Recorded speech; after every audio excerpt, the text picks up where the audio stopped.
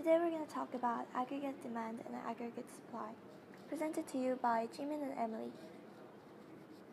Before we go straight to the concepts, we will have to stop over and go over this business cycle. So this is business cycle where there are 4 stages: boom, recession, bust, expansion. And we only need to remember 2 concepts, which are boom and bust.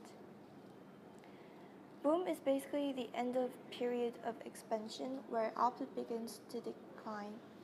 And bust is when the output begins to recover after a recession. Keep this in mind as we go along.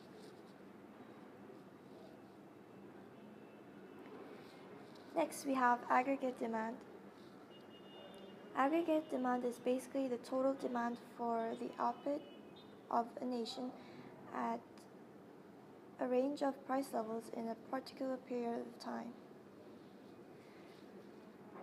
So it means the total demand demanded by the consumer from a nation at a certain price level in a certain period of time.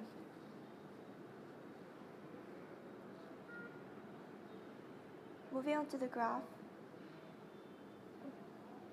This is the aggregate demand curve represented in a blue line, and the y-axis represents the price level, and x-axis represents the RGDP, which is real GDP.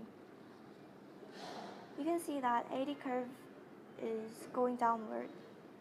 This is because of the wealth effect, which is the real value of people's wealth, and interest rate, which is effect on the spending and saving of household and firms, and international trade effect, which is due to change of exchange rate. So basically, as the price level increases, our GDP decreases, and as the price level decreases, our GDP increases.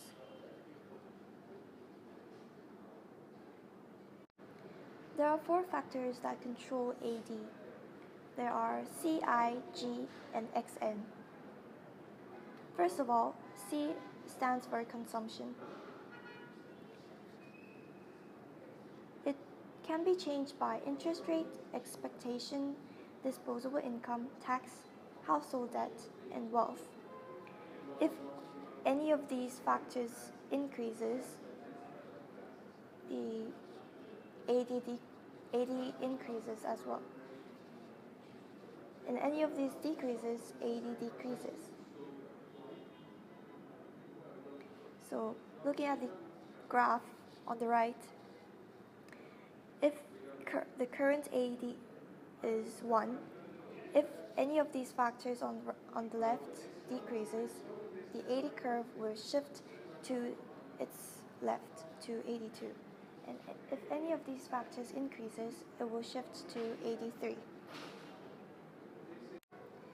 Next, I stands for investment. Investments consist of conditions which are interest rate, expectation, tax, technology, and national income. Like consumption, if any of these changes, the AD curve will also change. So if any of these factors on the left increases, AD will shift to 83, from 81 to 83. If any of these factors decreases, the curve of 81 will shift to 82. Next up is government spending. It's basically money spent by the government. It can be changed by policy and budget, and it also has the same effect with C and I. So if government spending decreases, the overall AD decreases, and if it increases, the AD increases. Last but not least, next, net export consists of exchange rate, taste and preference, foreign income, and protectionism.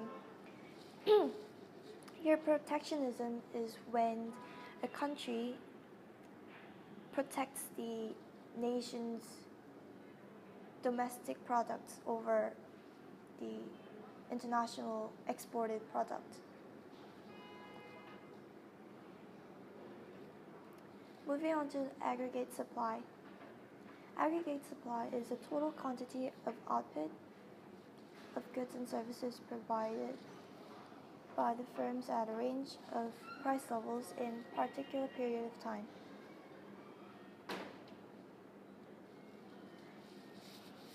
This is the AS curve, which is verified by two curves, short-run AS and long-run AS.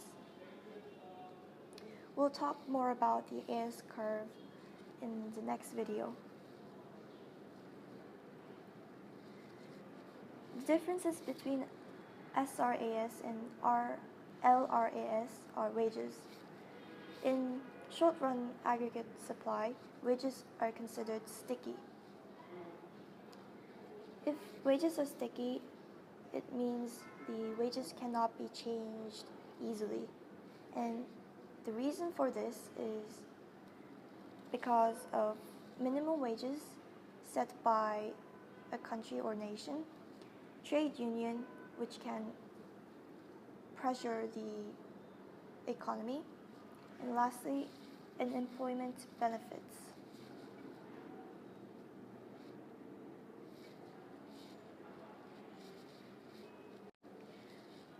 The reason for the wages are not sticky in long-run aggregate supply is that the curve in our LRAS is straight, which means the economy is at the full employment where wages are more flexible and less sticky.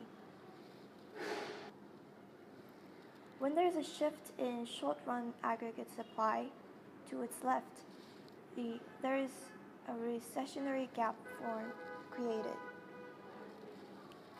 from Y1 to YP. When it shifts to its right from 1 to 2, it's called a gap called inflationary gap is created from Y1 to YP. Thank you for watching.